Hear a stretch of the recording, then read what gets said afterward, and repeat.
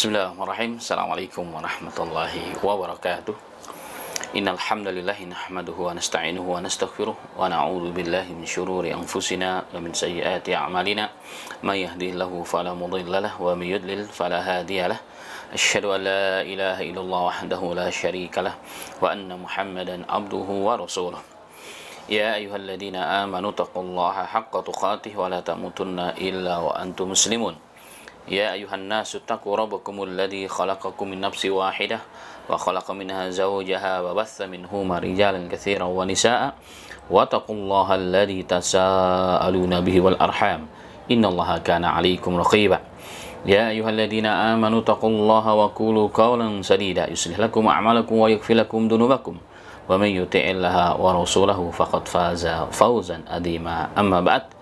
فإن أصدق الحديث كتاب الله وخير الهدي هدي محمد صلى الله عليه وسلم وشر الأمور محدثاتها وكل محدثة بدعة وكل بدعة ضلالة وكل ضلالة في النار. Ma'asyiral muslimin wal muslimat, pendengar Radio Ismail yang dirahmati oleh Allah dan dimuliakan oleh Allah Subhanahu wa taala. Bersyukur kembali kepada Allah Ta'ala di pagi menjelang siang ini kita kembali dimudahkan oleh Allah, berikan taufik, hidayah Allah Subhanahu wa Ta'ala sehingga kembali dapat menyimak kajian kita pada pagi menjelang siang ini pada Hidayatul Islam yang bahasan kita Fiqh Sirah Nabawiyah hari ini sampai kepada salah satu peristiwa besar yang dicatat dalam sejarah Sirah Nabawiyah ketika Nabi Muhammad sallallahu alaihi wasallam masih kecil. Bilkhusus ketika Nabi Muhammad sallallahu alaihi wasallam sedang berada di Bani atau di kabilah As-Sa'diyah, yakni ketika Rasulullah disusui di kabilah tersebut oleh Halimah binti Abi Dhu'aib dari Bani atau dari kabilah As-Sa'diyah. Yakni satu peristiwa yang sangat dahsyat yang oleh sebagian bahkan orang-orang orientalis mereka mengingkari peristiwa tersebut, yakni peristiwa pembelahan dada Nabi Muhammad sallallahu alaihi wasallam. Dalam Sirah Nabawiyah dikatakan bahwa ketika Nabi Muhammad sallallahu alaihi wasallam sedang berada di kabilah As-Sa'diyah, tentunya dalam perlindungan, dalam pengawasan, dalam susuan ibunda susuannya, yakni Halimah Sa'diyah atau yang dikenal dalam bahasa Indonesia Siti Halimah. Siti Halimah Sa'diyah, atau bercerita, yakni sahabat Nabi Muhammad sallallahu alaihi wasallam Anas bin Malik radhiyallahu anhu, beliau bercerita, anna Rasulullah sallallahu alaihi wasallam atahu Jibrilu alaihi salatu wasallam wa huwa yal'abu ma'a gilmani fa akhadahu fa sara'ahu wa syaqqa an qalbihi fastakhraja qalba fastakhraja minhu alaqatan fa qala hadha khat syaitani minka summa ghasalahu fi ta'si min dahabin bima'i zamzam summa lamahu thumma aada fi makanihi wa ja'al gilman yas'auna ila ummihi ya'ni ta'arawhu faqalu inna Muhammadan qad kutil fastaqbaluhu wa huwa muntaqi'u laun. Qala Anas radhiyallahu anhu wa qad kuntu laqad kuntu ari athara dhalika al-mihyati fi sadrihi, yani fi sadri Nabi Muhammad sallallahu alaihi wasallam. Dengan lengkap pada riwayat Muslim ini, Anas bin Malik radhiyallahu anhu, kita tahu siapa Anas ya. Anas ada pembantunya Nabi Muhammad sallallahu alaihi wasallam dari semenjak beliau kecil hingga Nabi Muhammad wafat. Jadi banyak hal ya, banyak kisah, banyak cerita. Mungkin Rasulullah bercerita hanya kepada Anas tentunya. Ala kulli hal, beliau mengatakan, anna Rasulullah sallallahu alaihi wasallam atahu Jibril alaihi salam. Nabi Muhammad sallallahu alaihi wasallam satu ketika didatangi oleh Jibril alaihi salatu wasallam wa huwa yal'abu ma'a gilman. Saat itu Nabi Muhammad sallallahu alaihi wasallam sedang bermain-main dengan anak-anak. Fa akhadahu fa sara'ahu. Tiba-tiba Nabi Muhammad dipegang oleh Jibril. Ya, dipegang atau ditangkap, dipegang begitu dan ditelentangkan sallallahu alaihi wasallam. Kemudian fa syaqqa an qalbihi. Kemudian Jibril alaihissalatu wassalam membelah dada Nabi Muhammad sallallahu alaihi wasallam. Fastakhraja qalba. Kemudian Jibril mengeluarkan hatinya dan mengeluarkan dari hati beliau segumpal darah beku sambil mengatakan hada syaitan minka. Ini, kata Jibril alaihi salatu wasalam, adalah bagian syaitan darimu. Ya, ini dari Muhammad sallallahu alaihi wasallam, dari hati Nabi Muhammad sallallahu alaihi wasallam, kata Jibril. Summa ghasalahu fi ta'si min dhahabi bima'i zamzam. Kemudian Jibril alaihi salatu wasalam ketika mengeluarkan hati Nabi Muhammad sallallahu alaihi wasallam, kemudian memasukkannya dalam wajah atau bejana yang terbuat dari emas dan kemudian dicuci, disiram dengan air zam-zam. Lalu ditumpuk, kemudian dikembalikan ke tempatnya oleh Jibril alaihi salatu wasalam. Kemudian sisi yang lain, teman-teman atau saudara-saudara Nabi Muhammad SAW yang sesusuan tentunya, mereka berlari ingin menjumpai ibundanya mereka. Ingin menjumpai ibundanya mereka, yang ibunda susuannya. Mereka berlari-lari sambil mengatakan, Inna Muhammadan qad qutil. Sesungguhnya Muhammad SAW kecil telah dibunuh. Telah dibunuh. Sedangkan Nabi Muhammad SAW ketika menjumpai Nabi Muhammad SAW, ketika mereka datang semua mendapati Nabi Muhammad SAW, wa muqtani'ul laun, muka Nabi Muhammad berubah warna, kulitnya menjadi pucat. Menjadi pucat. Satu bukti memang betul telah tertimpa sesuatu yang besar ya kepada Nabi kecil sallallahu alaihi wasallam.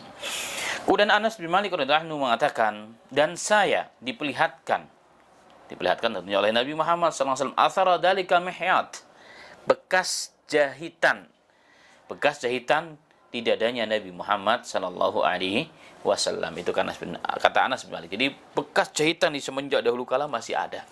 Allah mampu menghilangkan bekas jahitan tersebut, seakan-akan tidak terjadi sesuatu. Allah Maha Kuasa, apalagi hanya sebuah jahitan. Tapi sengaja Allah tunjukkan untuk apa? Agar kelak menjadi bukti kebenaran secara syar'i, secara kita sebagai orang yang beriman, dan secara ilmiah tentunya. Karena ada bukti bekas jahitan pada dada Nabi Muhammad sallallahu alaihi wasallam. Hadis ini sahih diriwayatkan oleh Imam Muslim. Kemudian dalam riwayat yang lain ya, dalam sebuah hadis, dalam riwayat yang lain juga disebutkan bahwa fabainama ana ma'a akhin li, ya Rasulullah bercerita ya, ketika aku sedang berada bersama saudaraku di belakang rumah kami, nar'a bihi malana, kami sedang mengembalakan kambing-kambing kami. It atani rajulan, tiba-tiba datang kepadaku dua orang, kata Nabi Muhammad SAW. Dia Rasulullah berkisah tentang kisah masa lalunya. Ya, terutama ini kisah Nabi Muhammad SAW sedang bercerita sendiri. Wa alihi masyabun bidun, dan keduanya, kata Nabi Muhammad SAW, Rasulullah sedang mensifati dua malaikat, sifat pakaian dua malaikat yang datang kepadanya saat kecil. Dan kedua orang tersebut, yakni kedua malaikat tersebut, keduanya berpakaian serba putih. Ya, berpakaian serba putih. Datang kepada Nabi Muhammad sallallahu alaihi wasallam bi ta'sin min dahabin mamlu'i, dan membawa baskom yang terbuat dari emas yang penuh dengan es. Ya, penuh dengan es. Kemudian akhadani fashaqqa batni, kemudian aku ditangkap dan dipegang dan dibelahlah dadaku. Ya, dibelahlah dadaku. Summa stakhraja qalbi, kemudian keduanya mengeluarkan hatiku. Ya, setelah membelah dadaku. Fastakhraja minhu alaqatan sauda fatarahahu summa ghassala qalbi. Kemudian mereka mengambil dari hatiku tersebut, ya, dari hatiku tersebut gumpalan hitam dan dibuang oleh keduanya. Kemudian mereka mencuci hatiku tersebut dengan air salj, dengan air dari es ya. Dalam riwayat yang awal tadi adalah air zam-zam. Jadi air zam-zam yang sudah seperti es dinginnya. Itu kata Nabi Muhammad sallallahu alaihi wasallam. Dan di sini juga sahih, ya. Hadis ini juga sahih, artinya Nabi Muhammad SAW betul-betul dibelah dadanya dan dibersihkan, dan sebelum dibersihkan dibuang bagian yang hitam, yang itu dalam hadis yang pertama tadi adalah bagian dari syaitan, bagian dari syaitan. Kemudian dalam sebuah riwayat yang diriwayatkan Imam Ahmad, kalau yang kedua tadi ya disebutkan dalam Sahih As-Sirah An-Nabawiyah.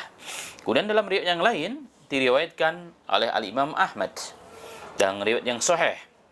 Fa'aqbala yabtadira fa'akhadani. Kemudian tiba-tiba datang kepadaku dua orang.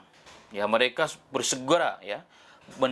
Mereka bersegera mendekati aku dan memegang aku. Kemudian aku ditelentangkan. Kemudian mereka membelah perutku atau dadaku. Kemudian mereka mengeluarkan hati dari dadaku tersebut. Hati dari dadaku tersebut. Jadi saat dikeluarkan ternyata ada dua bagian. Satunya hitam, yang satunya dibuang. Nah, dari kisah-kisah di atas dengan riwayat-riwayat yang sahih, sehingga sebagian ulama mereka menjadikan ayat alam nasyarah laka sadrak. Bukankah kami telah melapangkan untukmu dadamu, wahai Muhammad? Ini disebutkan oleh Allah dalam surah Al-Insyirah, ya, ayat yang pertama. Alam nasyrah laka sadrak. Bukankah kami telah melapangkan untukmu dadamu? Jadi sebagian mereka menjadikan ayat ini sebagai dalil. Jadi salah satu bentuk dadanya Nabi Muhammad dilapangkan oleh Allah adalah dari kecil dada Nabi Muhammad telah dibelah dan dibuang kotorannya, dan dibuang yang hitam, yang dikatakan tadi sebagai bagian dari syaitan. Dan ini ayat ini menguatkan peristiwa yang tadi diceritakan oleh Nabi Muhammad sendiri atau oleh Anas bin Malik atas cerita Nabi Muhammad sallallahu alaihi wasallam. Karena itulah ma'asal muslimin wal muslimat, pendengar radio Ismail yang dirahmati oleh Allah Subhanahu wa taala, pembelahan dada Rasulullah sallallahu alaihi wasallam saat beliau masih kecil, saat beliau sedang disusui atau hidup bersama kabilah As-Sa'diyah pada ibunda susuannya, yakni Halimah As-Sa'diyah. Peristiwa ini terjadi.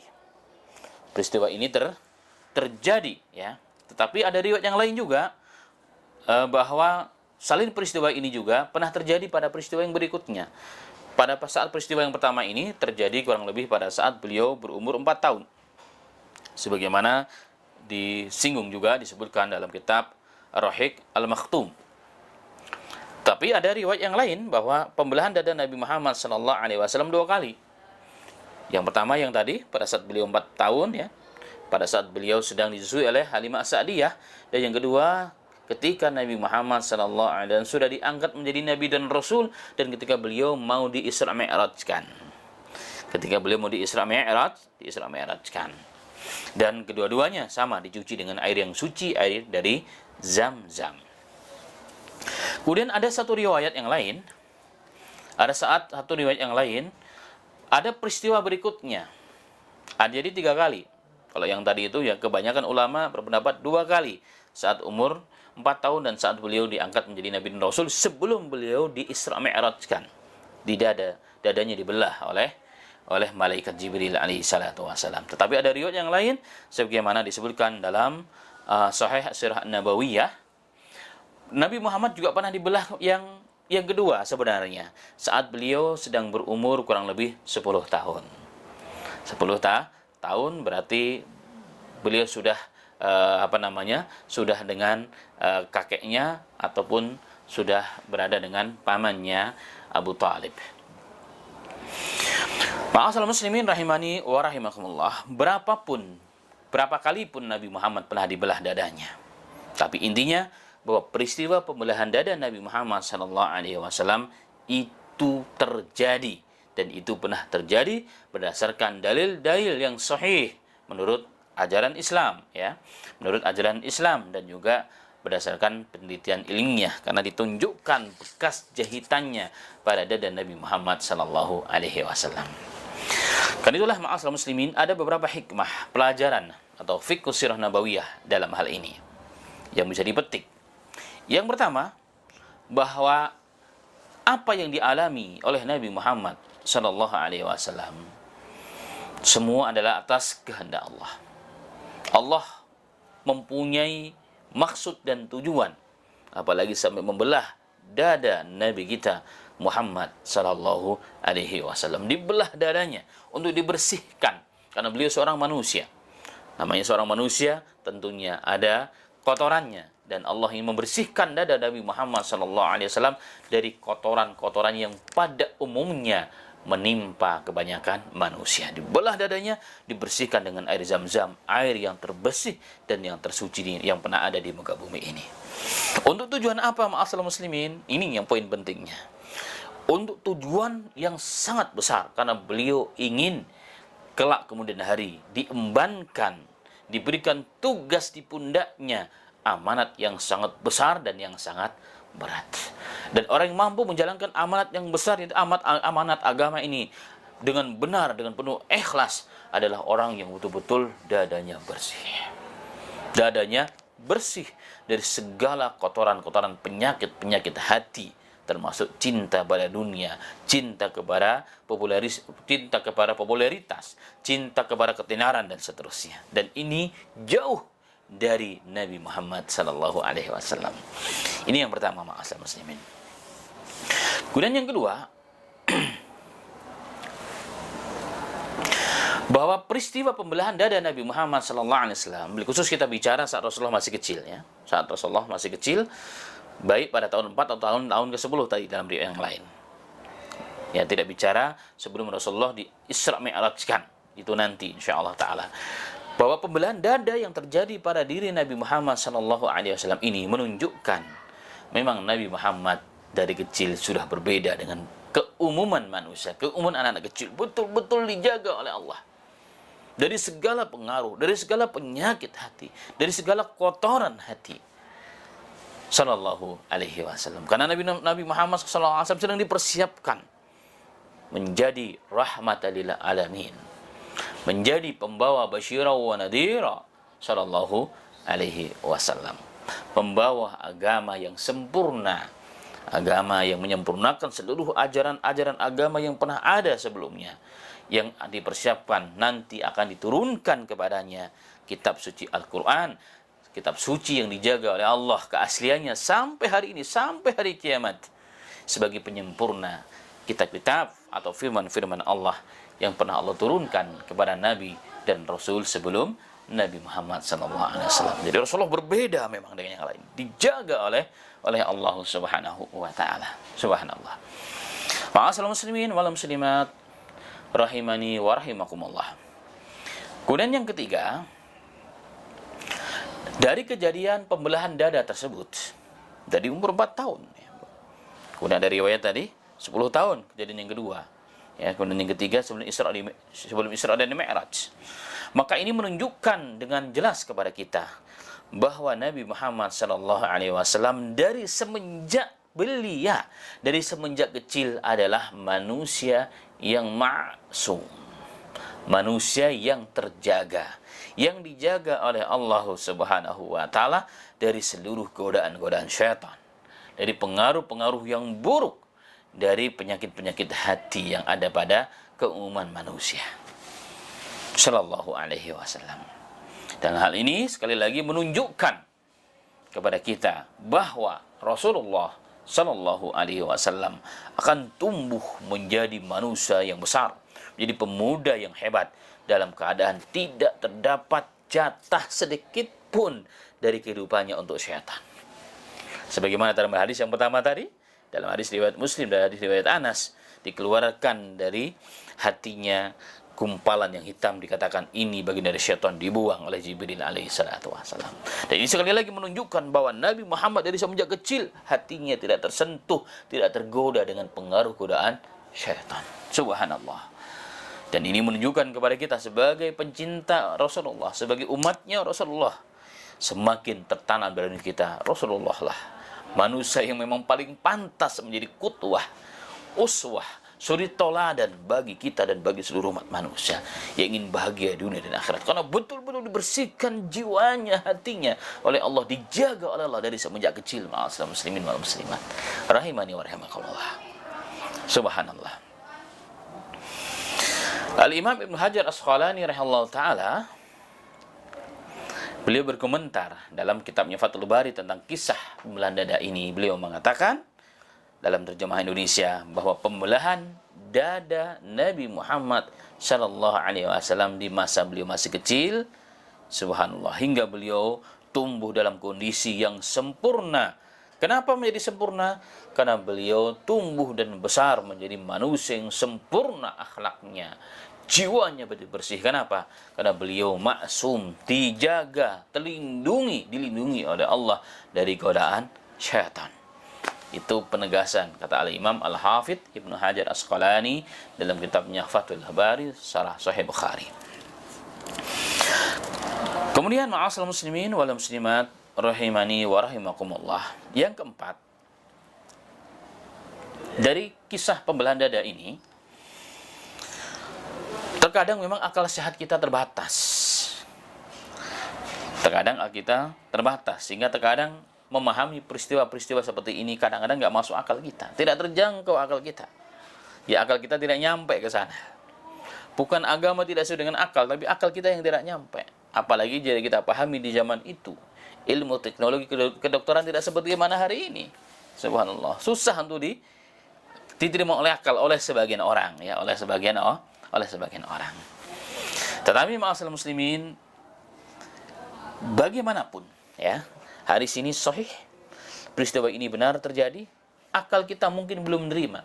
Ini sebagian orang juga memahami seperti itu, atau orang-orang yang terpengaruh dengan pemahaman orang-orang orientalis, sehingga mereka membuat kisah ini sebagai kisah-kisah hayalan, kisah-kisah yang tidak mungkin terjadi.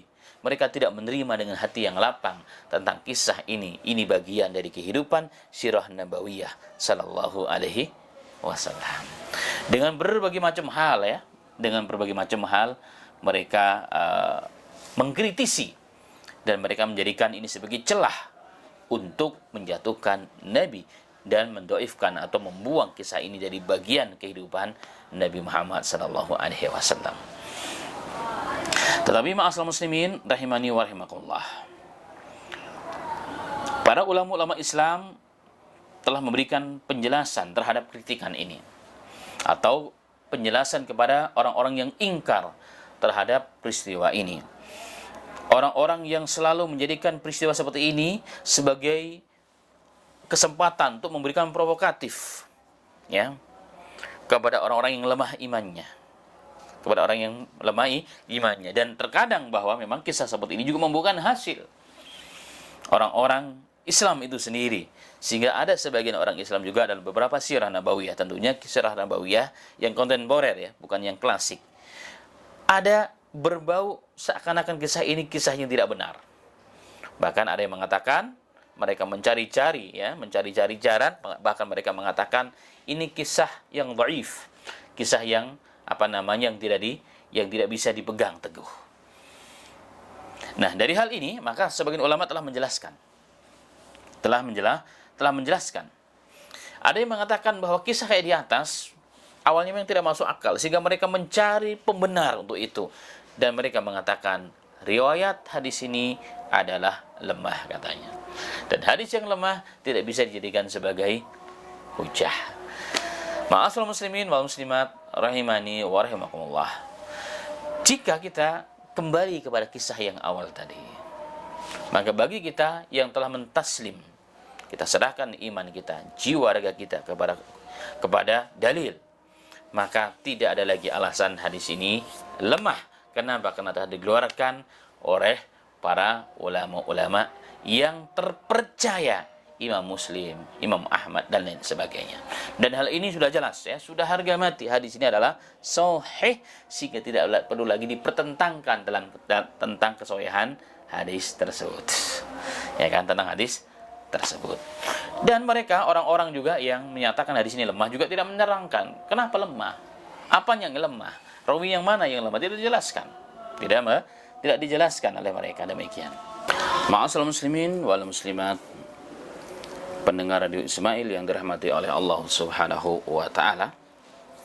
Adapun subhat yang kedua yang para pengingkar kisah dan peristiwa ini, atau orang-orang orientalis, mereka mengatakan bahwa peristiwa pembelahan dada ini hanya sekedar pengalaman rohani saja yang muncul, bukan hal yang asli katanya. Itu kata mereka.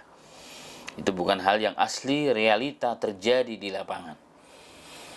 Maka makna firman Allah, alam nasrah laka sadrak, ini hanya sekedar pengalaman rohani, pengalaman religi kata orang hari ini. Tidak nyata, tidak bisa dibuktikan dengan fakta. Tetapi ini juga tentunya sebagai subhat yang sangat mudah untuk dibantah. Kenapa? Karena jelas Quran mengatakan alam nasrah laka sadrak. Sebagian ahli tafsir mengaitkan ayat ini dengan kejadian pembelahan dada. Dan pembelahan dada juga jelas telah diriwayatkan dalam hadis-hadis yang sahih. Jadi bukan hanya pengalaman rohani, pengalaman religi yang tidak bisa diberikan dengan dalil dan juga secara fakta ilmiah.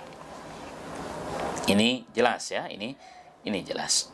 Dan jika kembali merujuk kepada hadis-hadis tadi di atas, hadis Anas bin Malik dalam riwayat Muslim dan lain sebagainya, jelas ini hadisnya sahih yang tidak perlu lagi dipertentangkan dan tidak perlu lagi diuji. Kemudian muncul pula kata mereka, tetapi kisah ini terjadi saat Nabi Muhammad masih kecil. Dan riwayat kecil tidak diterima dalam hadis katanya. Riwayat anak kecil tidak dapat diterima dalam hadis. Maka ini juga terbantahkan. Kenapa? Karena dalam kaidah, dalam mustalah hadis, seperti yang ditulis oleh Syekh Dr. Muhammad Tahan dalam Taisir Mustalah Hadis, bisa dirujuk kepada kitabnya ya dalam bab Kaifiyatus Sima'il Hadis wa Tahammulihi. Jadi tata cara bagaimana mendengarkan hadis, meriwayatkan hadis dari syekh, kemudian membawa dan menyampaikan kepada orang-orang di bawahnya atau murid-muridnya. Di situ ada bahasan khusus ya, ada beberapa bahasa, di antaranya adalah hal li sihhatis sima'il hadis sagir sinun muayyinah. Apakah untuk dianggap sah orang itu mendengarkan hadis ada saat masih kecil, ada umur tertentu? Itu kata bab tersebut. Dan beliau menyampaikan ada beberapa pendapat, wassawabu i'tibaru tamyiz. Tapi beliau mengatakan yang sawab, yang benar, sehatnya simaul hadis itu, sahnya orang mendengar hadis dan meriwayatkan hadis itu saat masih kecil, i'tibarnya, tolak ukurnya adalah tamyiz. Apa itu tamyiz?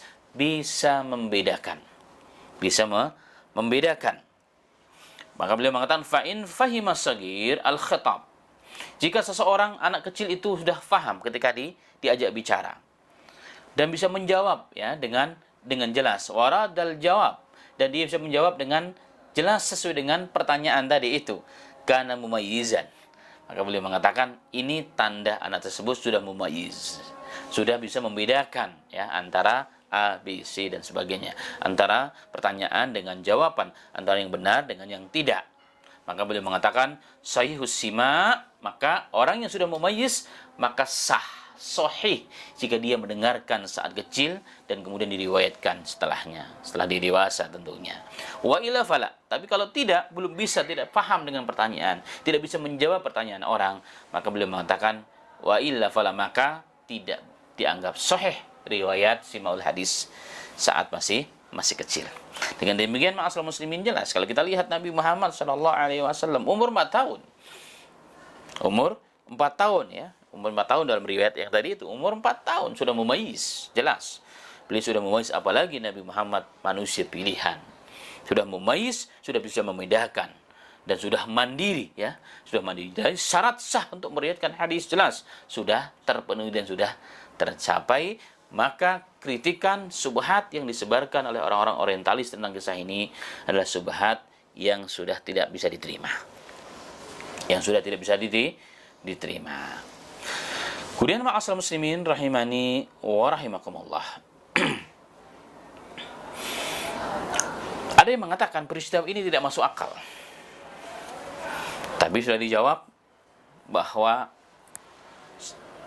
Quran, hadis, dan penelitian secara ilmiah sudah dibuktikan bahwa ada bekas pada dada Nabi Muhammad SAW sebagaimana dalam riwayat Muslim tadi. Maka sudah jelas ini terpenuhi. Bahkan sesungguhnya ma'asal muslimin rahimani wa rahimakumullah, jika terdapat dalil yang tidak sesuai dengan akal kita, bukan dalil tidak sesuai dengan akal, karena akal, dalil akan sejalan dengan akal. Dengan akal, cuma terkadang antara satu orang dengan orang yang lain itu berbeda kemampuan akalnya, daya tangkap seseorang.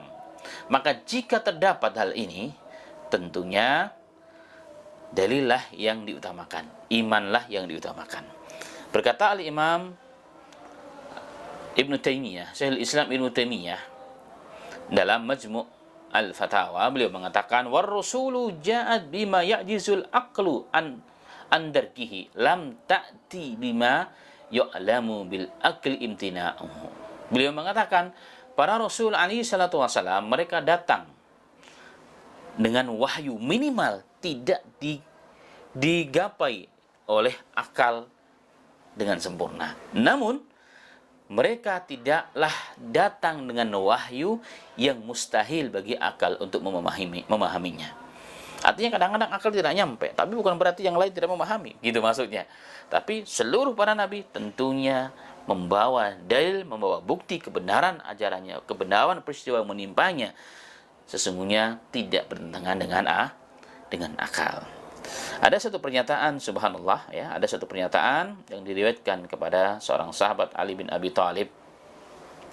Beliau mengatakan, seandainya agama ini, ya,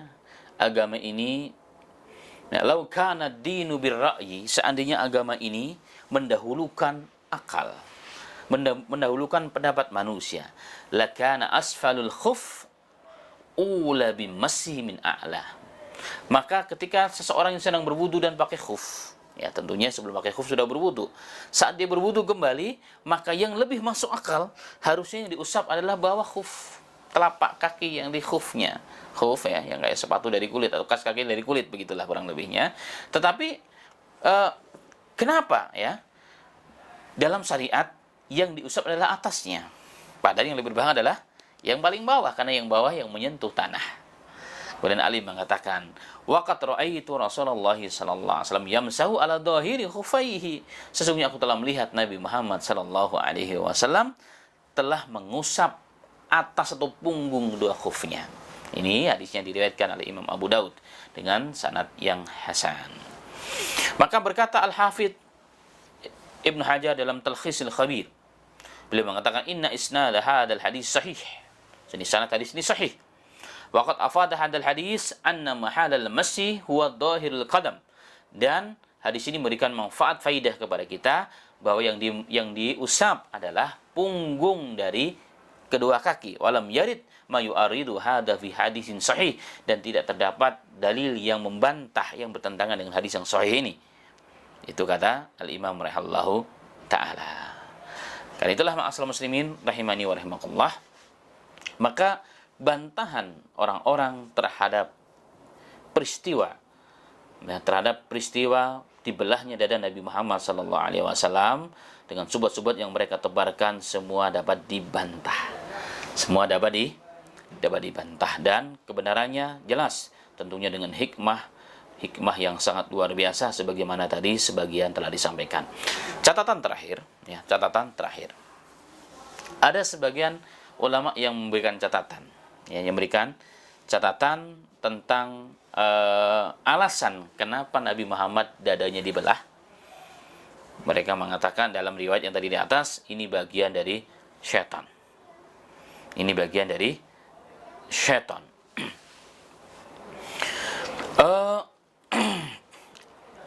Dalam beberapa kitab disebutkan bahwa hikmah dari kejadian ini, pembelahan dada Nabi Muhammad SAW sangat kecil, bukanlah menghilangkan bagian keburukan dari Rasulullah SAW yang merupakan bagian syaitan. Kenapa? Karena jika sumber dari keburukan tersebut ialah bagian atau daging tertentu dalam tubuh Nabi Muhammad SAW, maka setiap orang buruk akan dapat menjadi baik dengan melakukan operasi bedah, katanya. Akan tetapi yang tampak ialah bahwa hikmah yang terkandung dalam kejadian tersebut merupakan i'lan, pemberitahuan, pengumuman perihal peristiwa yang terjadi pada Rasulullah ini merupakan persiapan bahwa Nabi Muhammad akan kelak menjadi manusia hebat, menjadi rasul, menjadi nabi akhir zaman, khataman nabi sallallahu alaihi wasallam, dan telah dijaga kemaksumannya. Inilah sebagian orang mengkritisi hal tersebut. Tapi jika kita merujuk kepada hadis yang sahih, ya memang Rasulullah dulu manusia seperti kita, tapi Rasulullah kemudian menjadi spesial. Maka Jibril mengatakan ini bagian dari syaitan, maka dibuang. Maka sehingga kritisan yang tadi terakhir, catatan tersebut hanya cukup bagi kita menjadi catatan saja.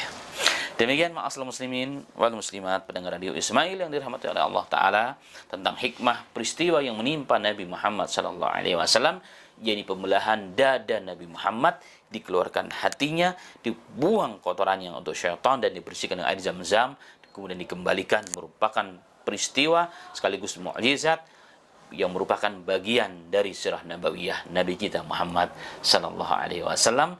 Dengan apa? Dengan tujuan dan hikmah-hikmah yang tadi sebagian telah disampaikan. Demikian, semoga menambah keimanan dan kecintaan kita kepada Nabi Muhammad SAW, dan menambah ilmu pengetahuan tentunya untuk melengkapi kecintaan kita, Islam kita kepada Nabi Muhammad SAW. Demikian, semoga bermanfaat. Wafakan wa iyyakum. Assalamualaikum warahmatullahi wabarakatuh.